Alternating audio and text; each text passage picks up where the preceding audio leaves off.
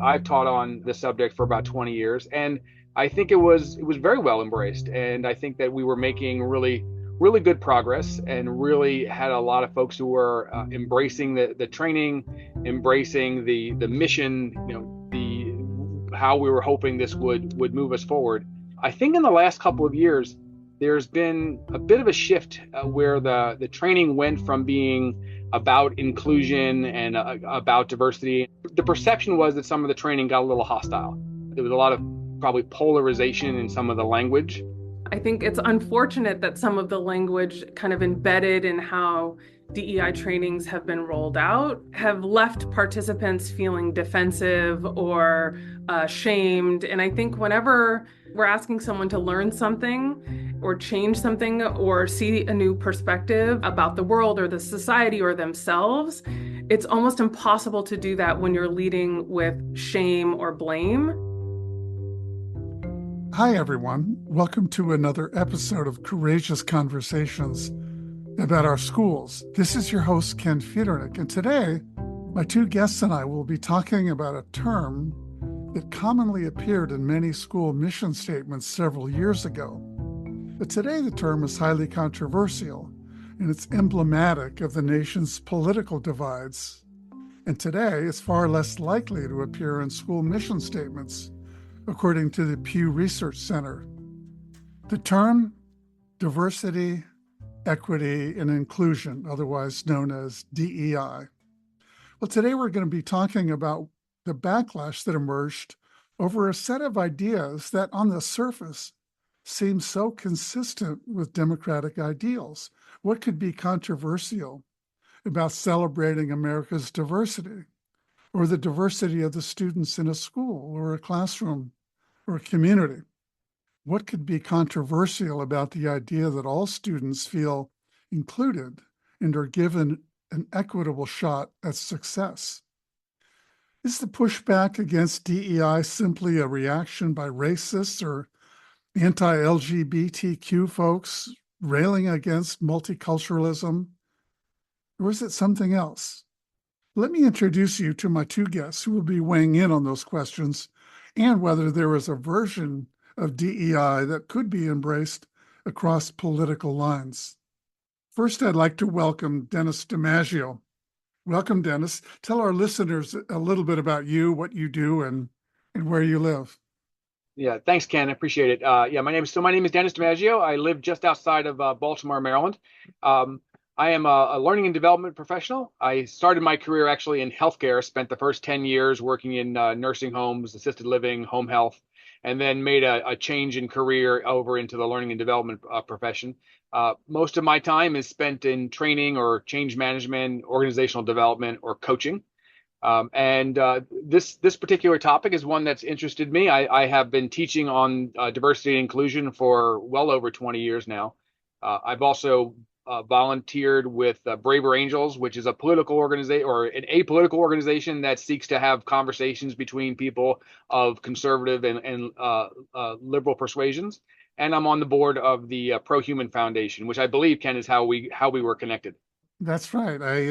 I've gotten connected with a bunch of terrific people at the Pro-Human Foundation, and I appreciate the fact that they suggested that you and I connect. And I had read a little bit about some things that you've written on this subject, which made it really a perfect fit for this conversation.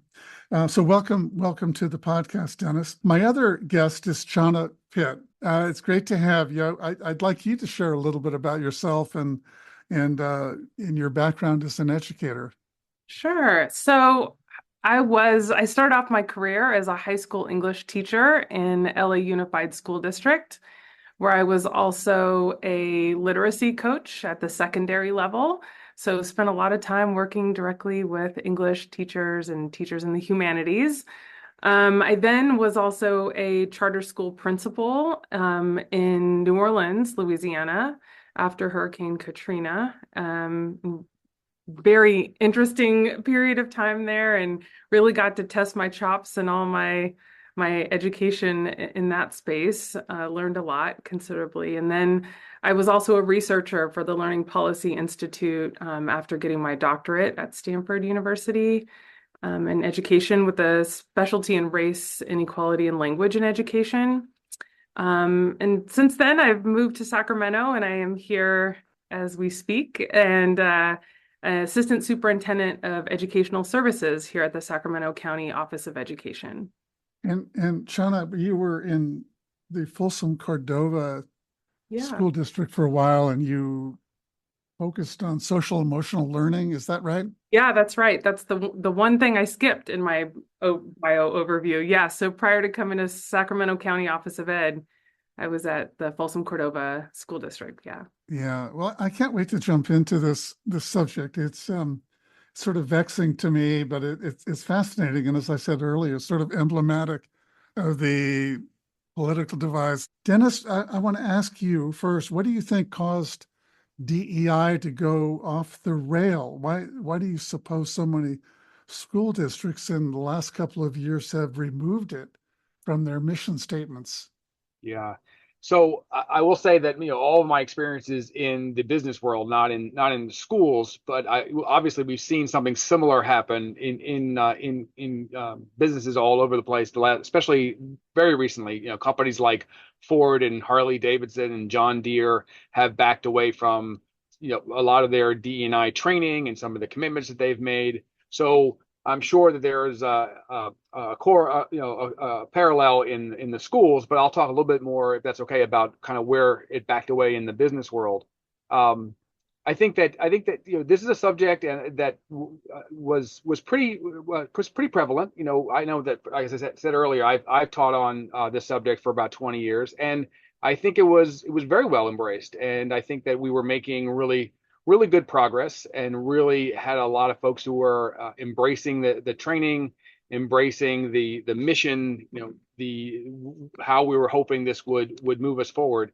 And you asked kind of how it kind of went off the rails a little bit. I think in the last couple of years, there's been a bit of a shift where the training went from being about inclusion and about diversity, and I think the perception was that some of the training got a little hostile.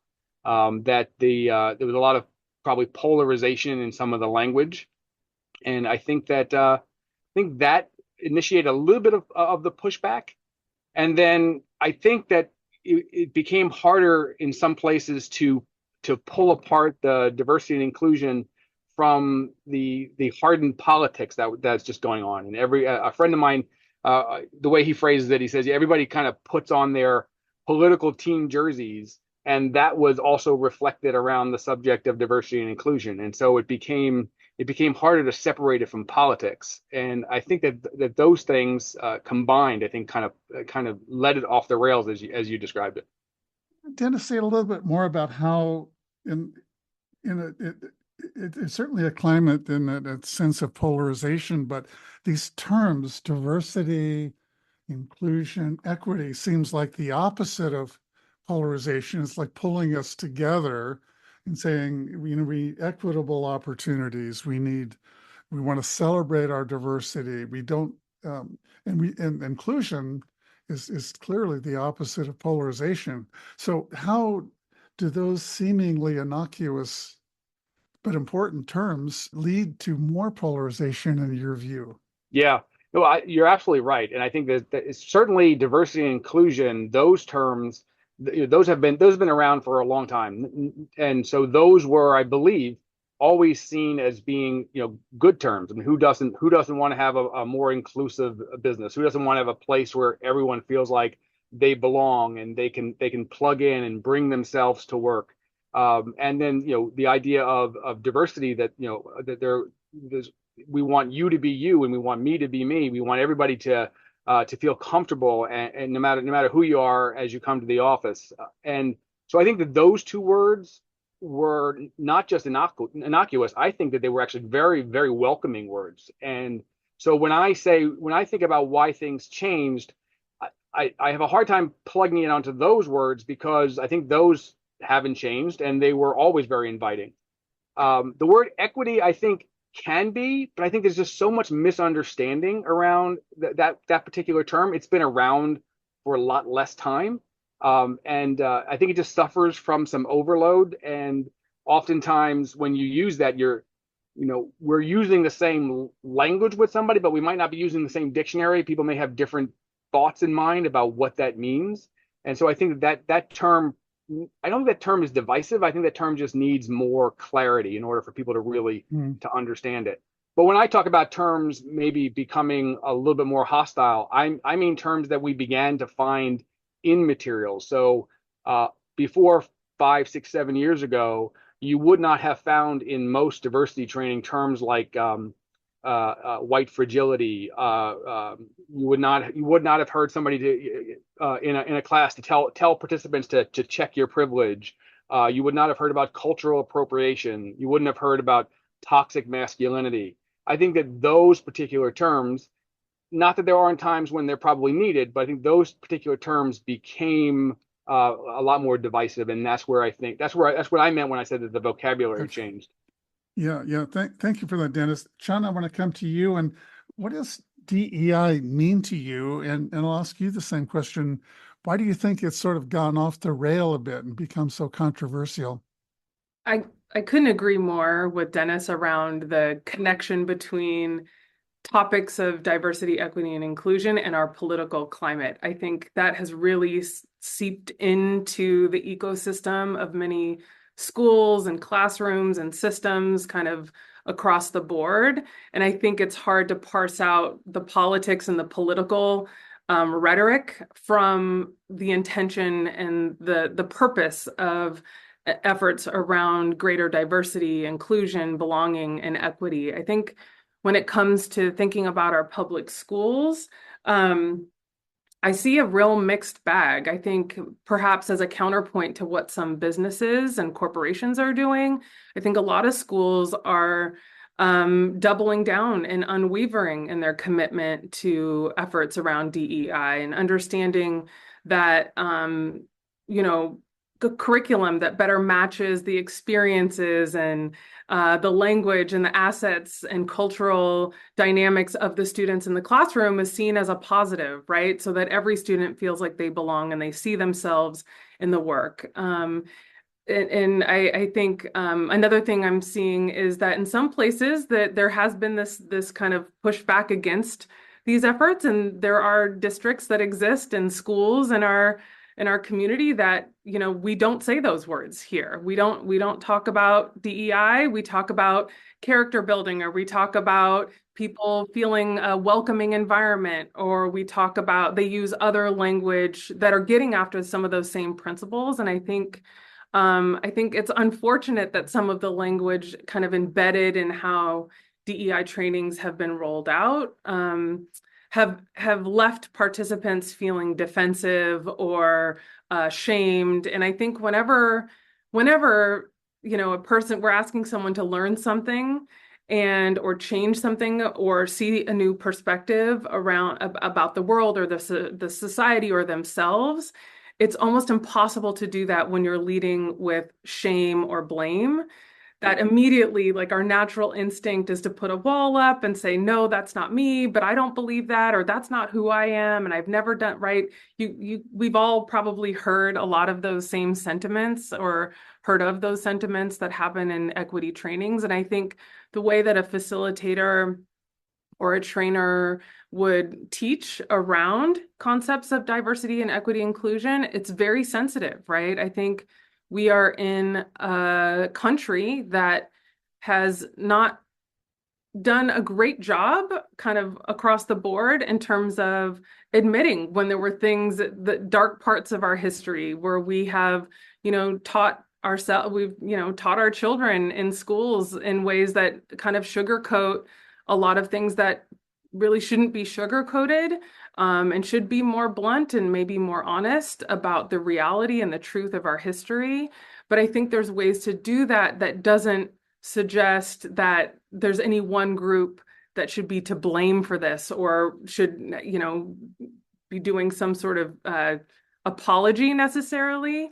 I think it's a way of understanding, and the way that I think about it is DEI and efforts around greater belonging is really about being honest, so that students kind of know their history and know that it's a shared history, and in order to move forward and really get after more equal outcomes, we have to understand what's needed, and that different people need different things. And I think that's the piece of the equity part for that particular word that means a lot to me and a lot of educators in our system, is that, we can acknowledge that different people learn differently, and we all need something a little bit different to be successful.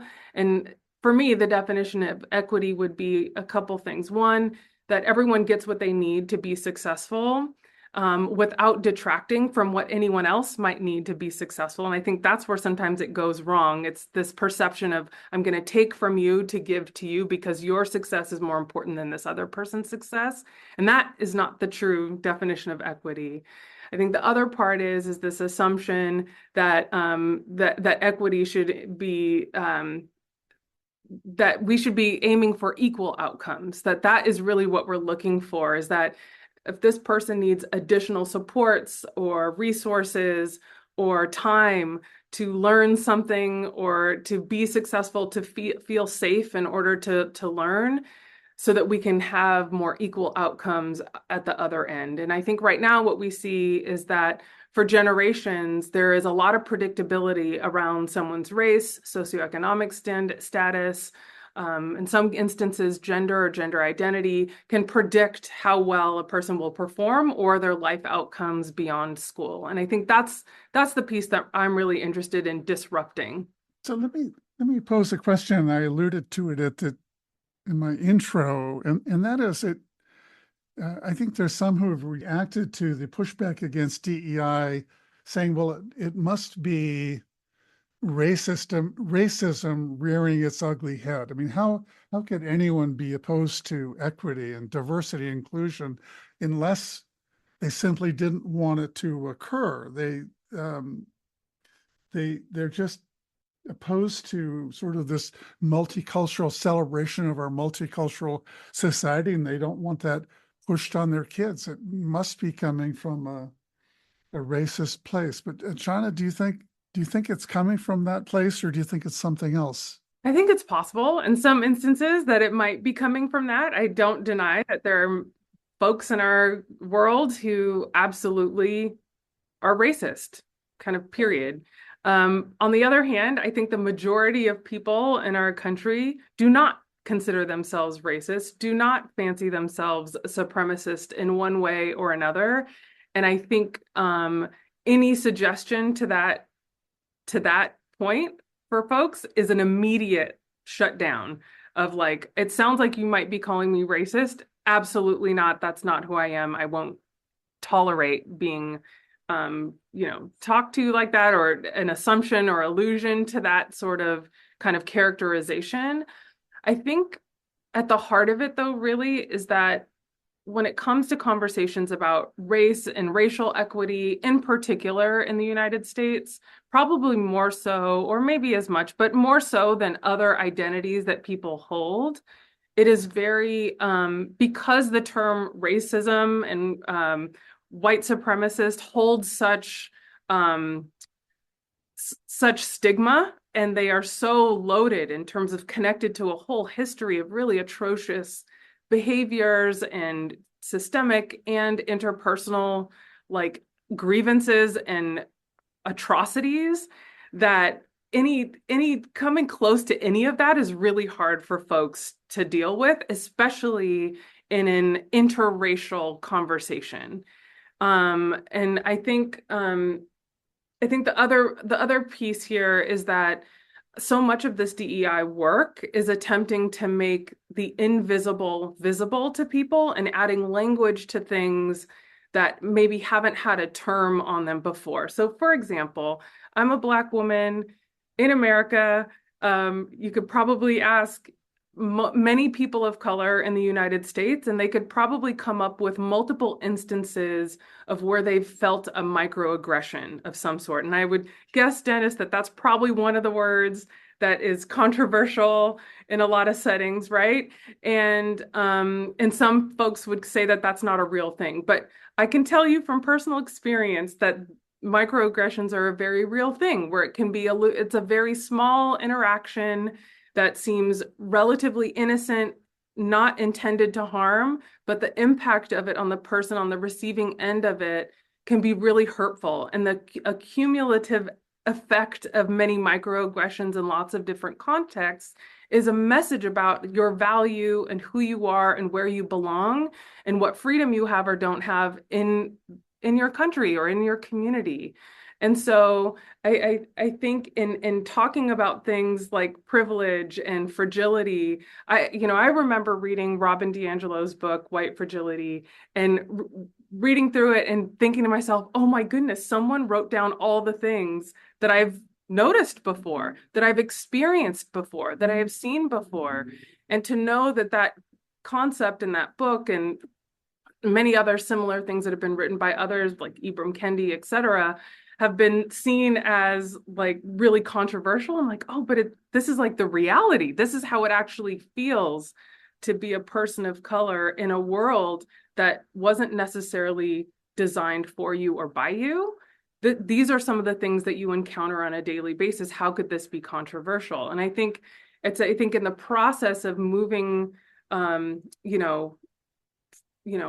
at American history and kind of moving from, slavery to Jim Crow to, civil rights and all of these big moments in history, there's an assumption that we are post-racial, that we're actually done. Everyone's equal. If you just work hard, you can make it, that no one's being judged by the color of their skin. Like we all agree that Martin Luther King was right. We've got all the laws. This is why we don't need affirmative action anymore. This is why we don't need all these other protections, because we're done. Racism is over. We solved it. We've moved on.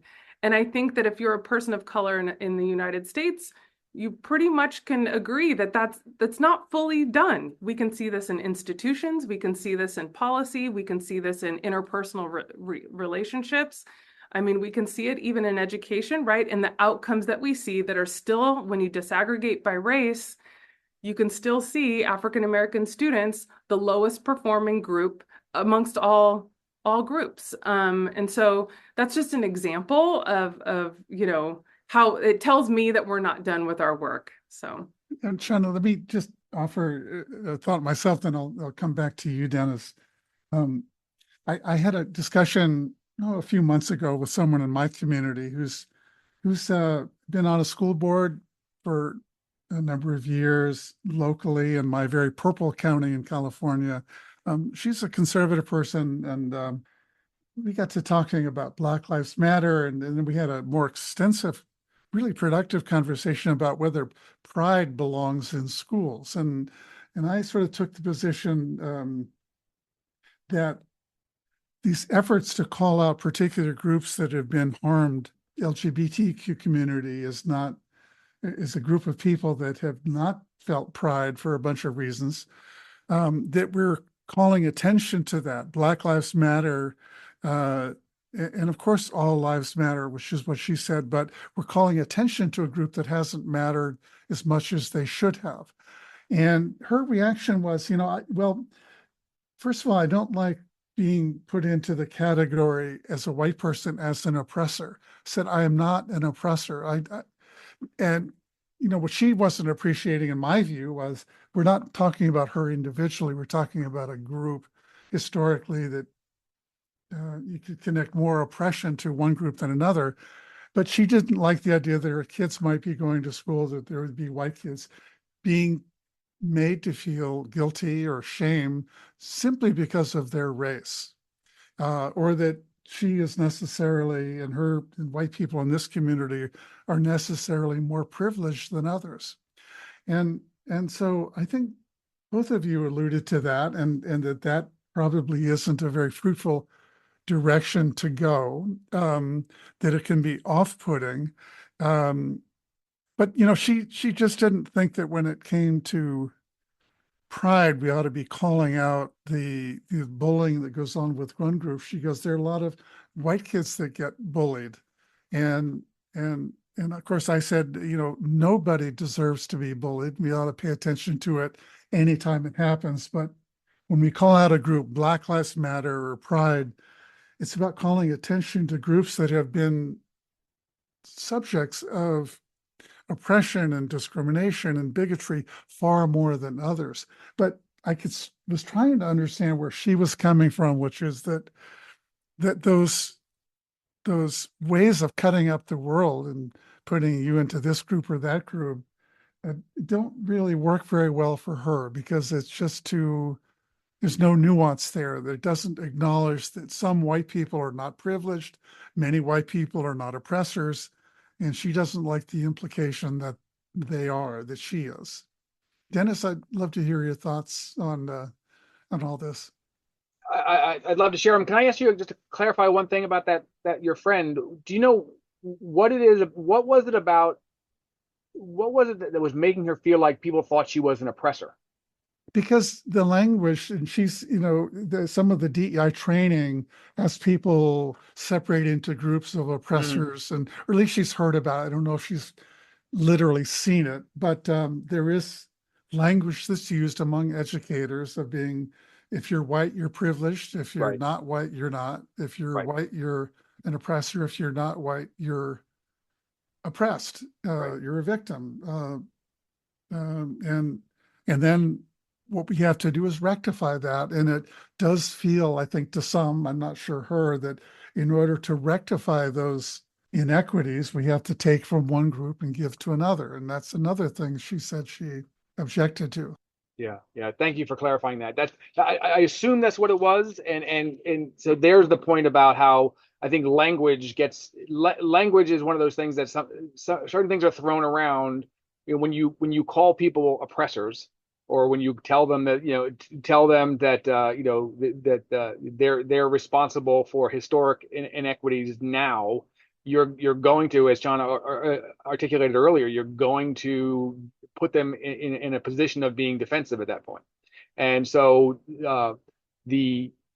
so I think that's certainly something that I think that I know I've seen in certain workshops. Now, like Chana and yourself, this is an interest of mine. It's part of my career, so I probably pay more attention to it than the average layperson does. But you do see, just phenomenal training, and then you see some things that are just awful.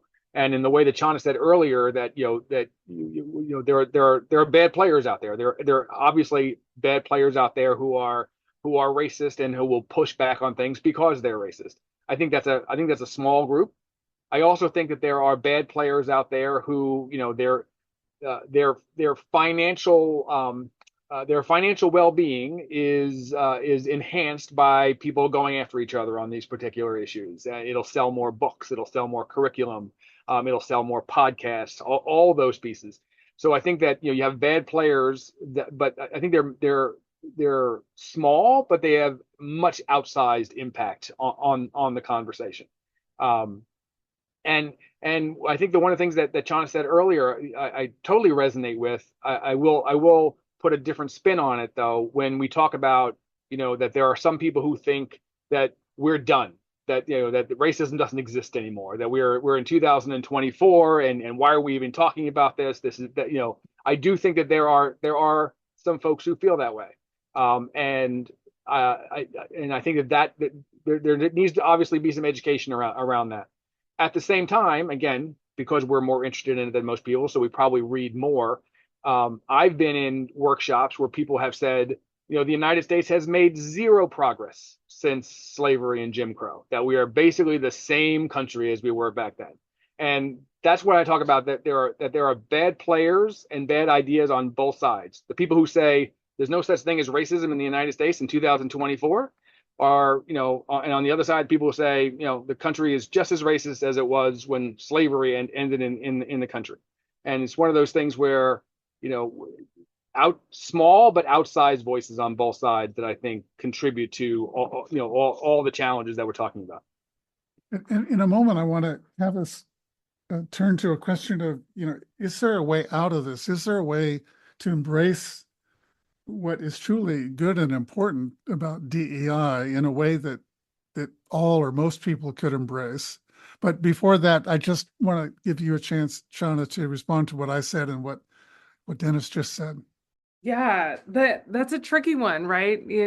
Thinking about the conversation that you had with your friend, and it's hard to argue with her feeling that she's being called an oppressor, that that's how it feels in those conversations, and that's probably what she's hearing from constituents or other folks in the community about that's how it feels. I don't have that experience. I can imagine that it might feel that way. And I think to your point, Dennis, there's probably my first thought was that's probably really bad training. If you've got a group of people as the oppressors and another group as the oppressed, like it's like stop, that's all bad. Don't start that way. So that was my first reaction. I think the on the other hand, though, when I think about how to do this work, with young people, with students. And, I'm thinking back to some of my classrooms and, books that I've taught as an English teacher or in working with educators as a principal. I, I, I think there's a world where we as educators can do a bang up job. And I know a lot of educators are already doing such excellent work in this regard.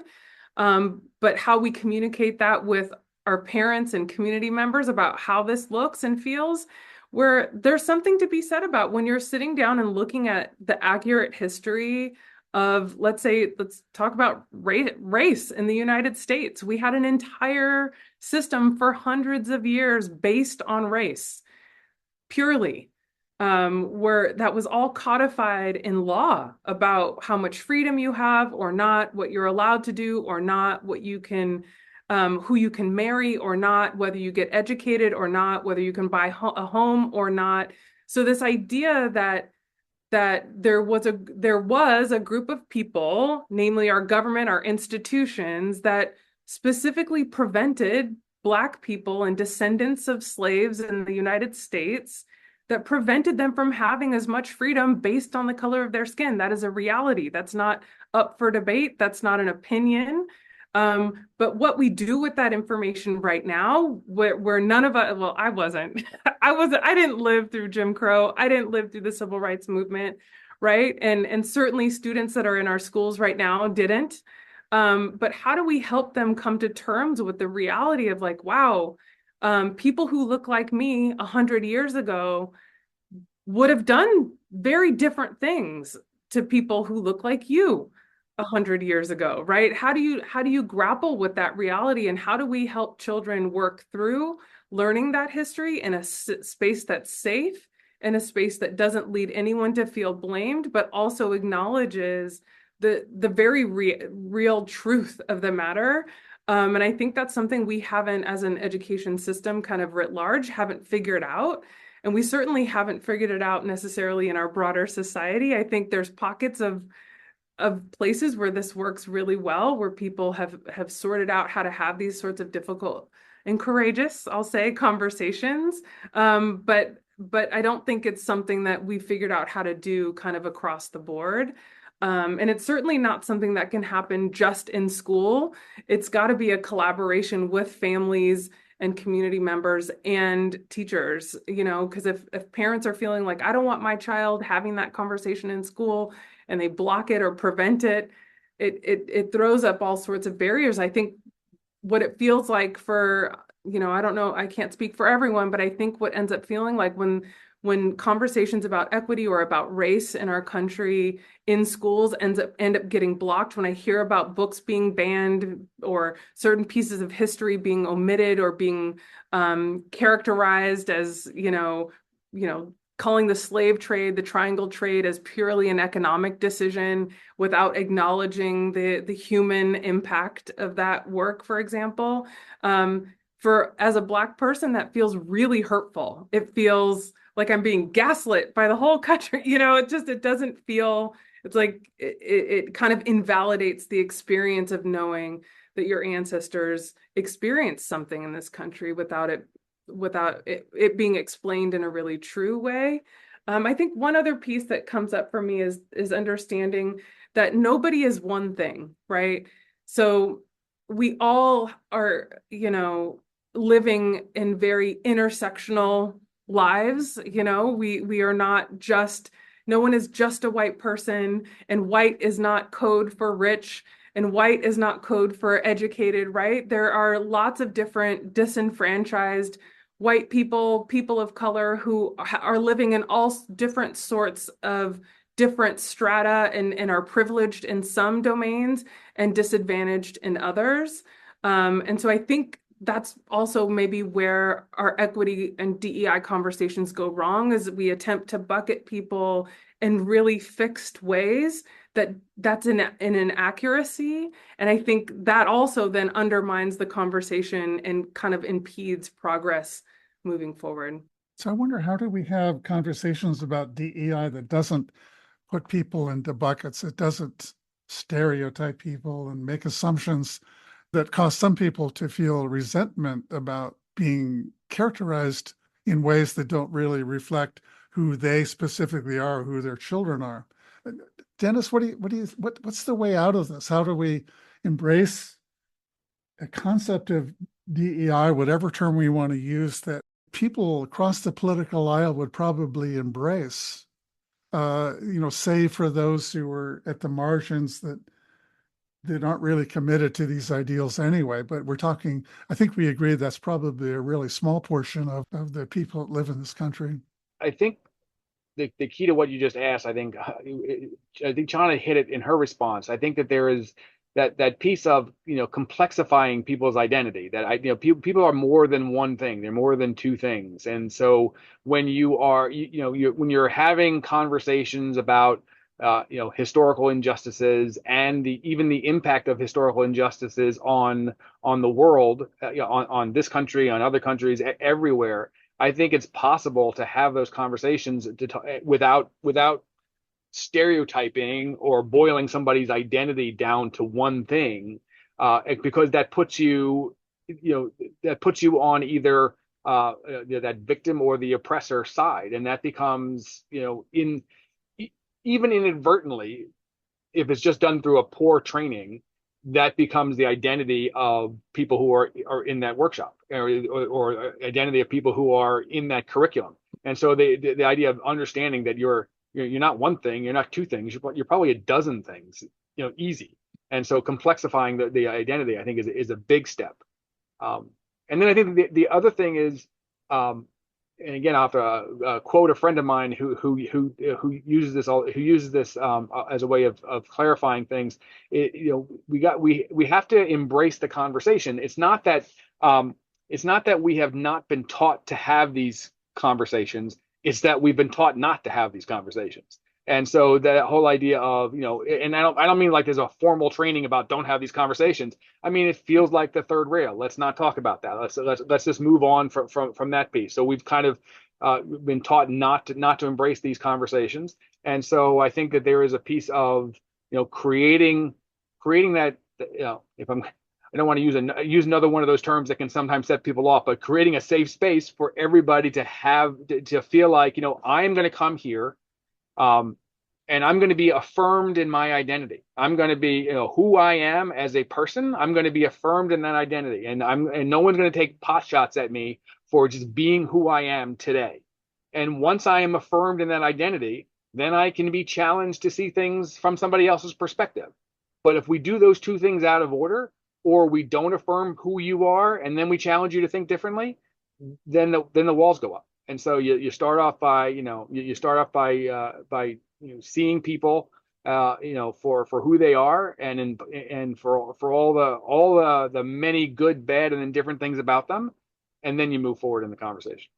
I want to pick up on that theme a little bit. One of the things that strikes me about schools today, and what I think contributes to the culture wars and people not talking to each other, is that schools aren't particularly good places at promoting engagement with parents in the community. It's a bit of, let us do our work, and we want you to support us, but, we know how to do this. And generally that has kind of worked. People historically have trusted teachers and schools to do their work.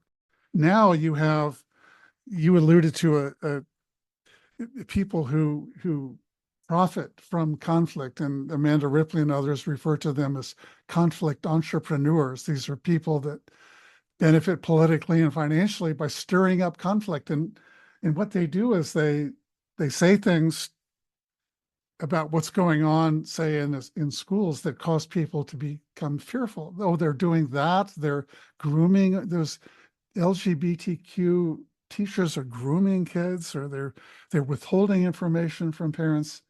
And you take people that weren't fearful, and now you tell them they're doing these things. And if you aren't there witnessing it and talking with those people, you get fearful. And it's stirred up by people that are profiting from that. I want to run an idea by both of you and see what you think, because I'm really intrigued with this idea, and I'm talking with people around the country about experimenting with this idea. But the idea is to invite educators and parents and even students, some age, middle school on up, to engage in conversations about what our core values are. What do we really believe is important, and what do we think schools ought to be accomplishing? And when I've done that locally in my community here, in conservative areas and in mixed political areas, people enjoy those conversations. They want to talk about it. And I guess I shouldn't be surprised by this, but sometimes I am. I'm also inspired by it. Most people agree on the same core values. They want kids to learn to think. They want them to be well informed. They want all kids to have opportunities to learn. They want a rich, varied curriculum. They want to see arts in the curriculum. And so if we start there and start having these conversations and do the opposite of what you said, Dennis, which is people learning not to talk about these things, but you invite people in and say, look, we're going to set up these guardrails. We're going to agree to a few conversation agreements that we're going to listen to each other and be curious. But once people start to get to know each other, and it's harder to dehumanize those teachers out there for doing something that you've heard they're doing that may in fact not be the case. And I just wonder if promoting more engagement around those constituencies, parents and students and educators, is a way out of this, because then people are not making assumptions. They're defining their terms. They're doing it in a safe environment. And out of that might come a mission statement that may be very similar to what we already had, or maybe new language, but it's language that all those people can generally embrace. Shauna, what do you think about that approach? I love it. I mean, I think that's really the only thing that will present us with any big measure of progress. I think when I think about our schools today, they are very segregated, racially, socioeconomically, in terms of opportunity and, parents' education level. We are still living in neighborhoods and going to schools in neighborhoods that are not very mixed. There's pockets of it. Sure, there's lots of neighborhoods that are racially and socioeconomically diverse, but then there are a lot of neighborhoods where it's very homogeneous, where most people look and sound the same and have the same ideas and have the same background. I think that's the benefit and the drawback of neighborhood schools. This is a remnant in many ways of, the history of housing in our country. And I won't go into that, but I think that we see that show up in schools in a lot of different ways. But I do know that when there's proximity to people who are different from you, and to your point, where we can, find those common core values, there's actually more in common, I think, than we have that divides us. But if you don't know anyone who's different from you, and people who look a certain way or believe a certain way or speak a certain way, you have built a narrative, or you've believed that all those groups, all those people believe a certain thing, or they're different or a threat to you in some way, or are taking something from you that you think belongs to you, or whatever it is. I think that, to me, that's a lot is based on fear.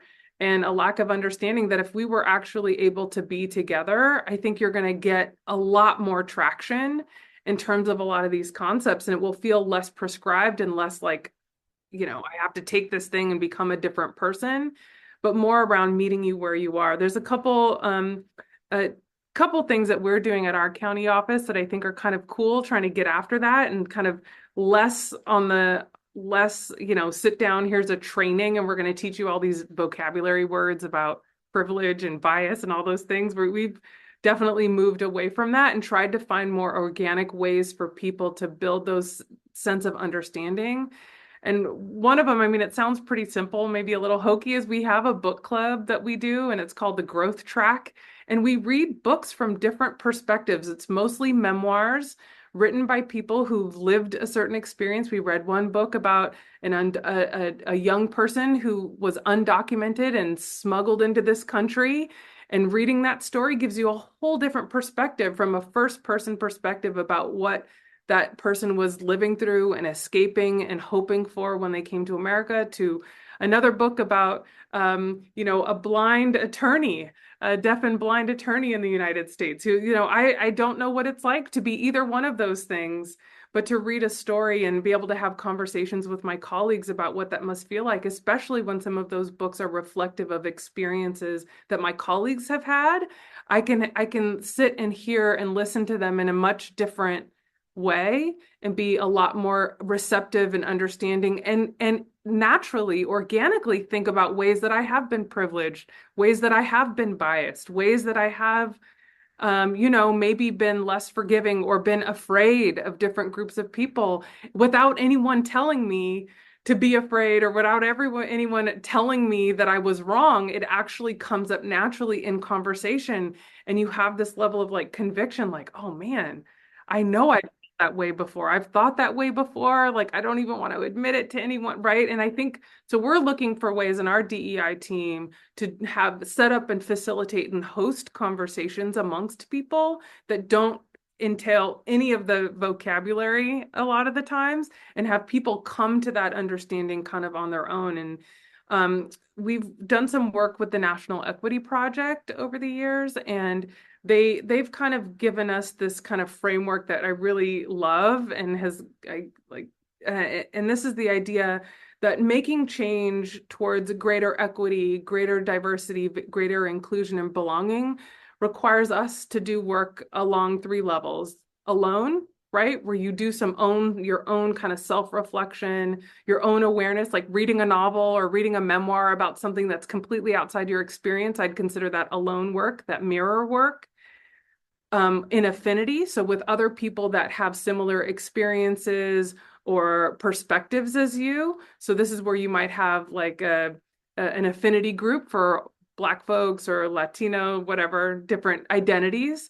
And then across different. So once you've done those two things, then you can start to have those conversations across difference, where you can have a whole different perspective from someone else and feel secure and safe in such a way that you can have a complex, multi-layered, maybe courageous conversation that feels like it could be tense, but you're in a space with friends where there's something worth restoring and keeping together, because you do have shared values, you do have a common interest in making your organization function more effectively, or whatever the point might be. Yeah, there's a group called Starts With Us, and they ran a project. I haven't heard the results of it. It was like a 30-day challenge for people to sort of sign up and say, how can you bridge your divides with other people in your community? And it followed the same pattern that you described. It starts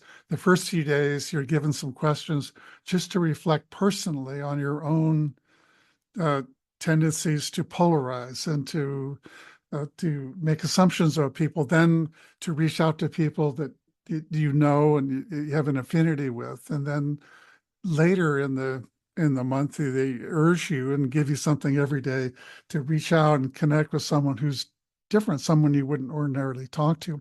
But I have to say, Shauna, one thing that you helped me realize is that I think the go-to response when there's a problem, the go-to response by educators is we need a training. But what you said so beautifully is that you helped me understand is that, that's about us in the know, telling other people about what they should know. And we're going to train you in DEI practices. And that is not the same thing as engagement and people listening and starting with your own issues and questions and tendencies.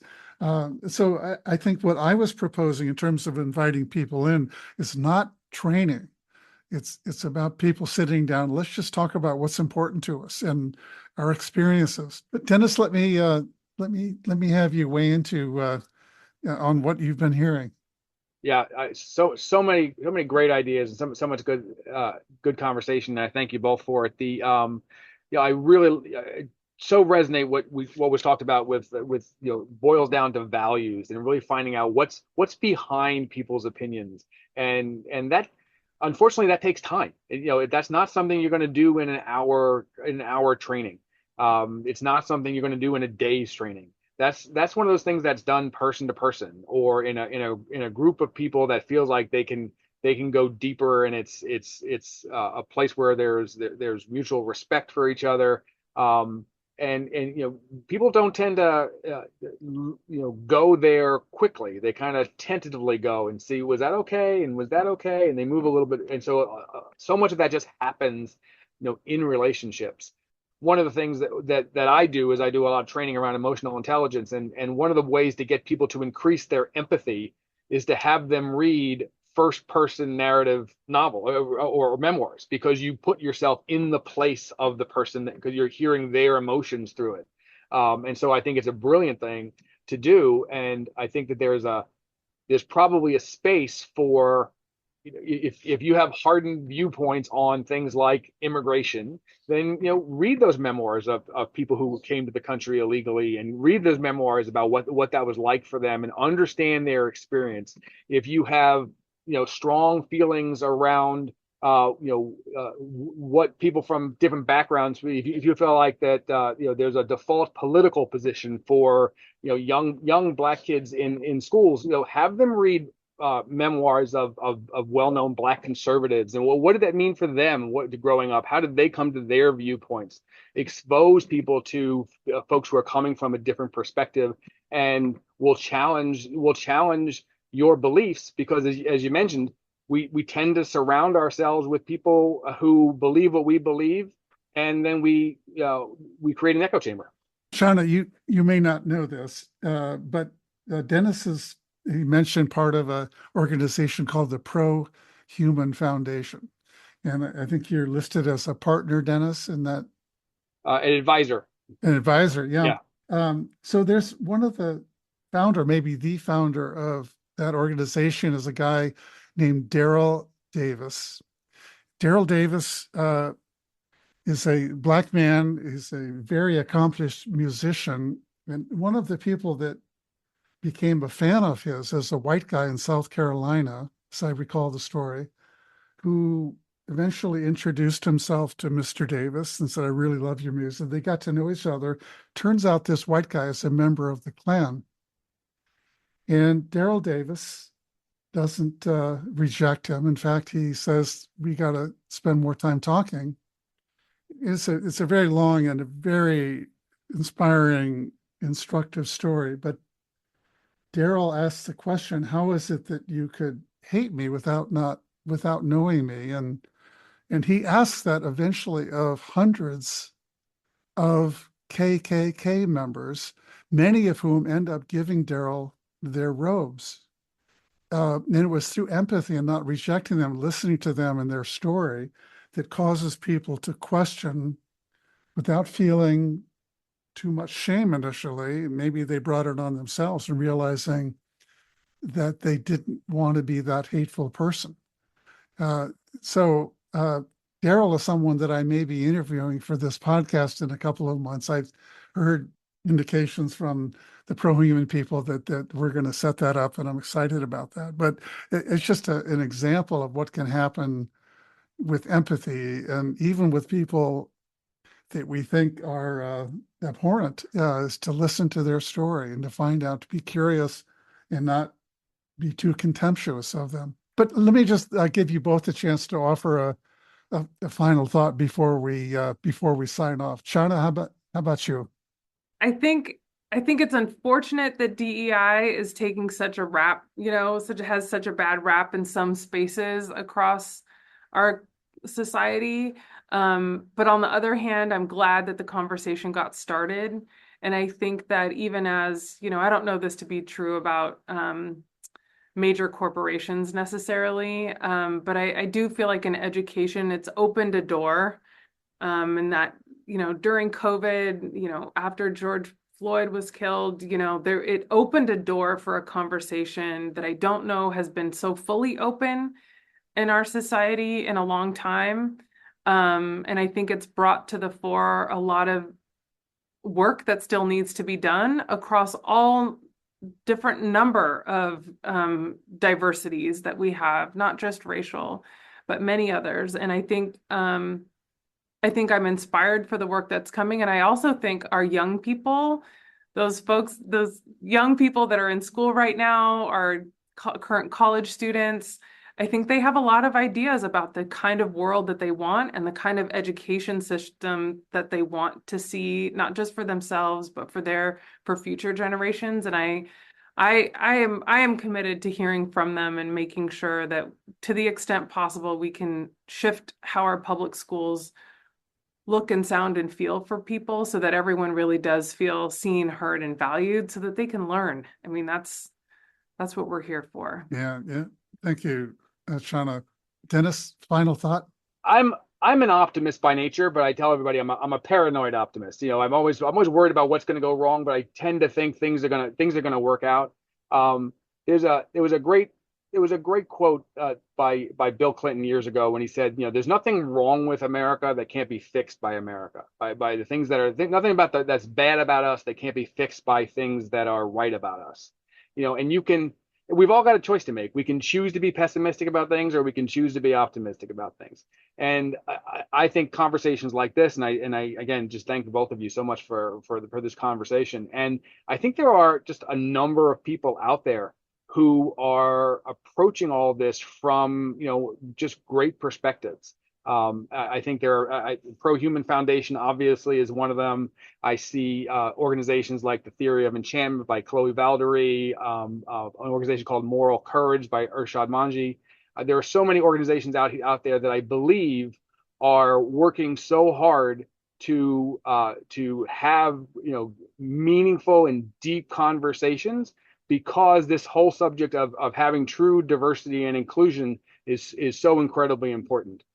So I think we're in a blip right now. I agree that 2020 probably opened a door, and then like every other situation, the pendulum will swing somewhere and there'll be reaction to it, but then the pendulum will go in a good direction. And I feel like it's going to go in a good direction, and I think that there's there's a reaction that is some reaction that's warranted and some reaction that's unwarranted, but I feel like we're gonna come out of that and move in the right direction. Well, Dennis and Shauna, thanks so much for being part of this conversation. For those listening out there, you can find this episode along with links to articles referenced in our conversation and other related content at schoolconversations.org and wherever you listen to your podcasts.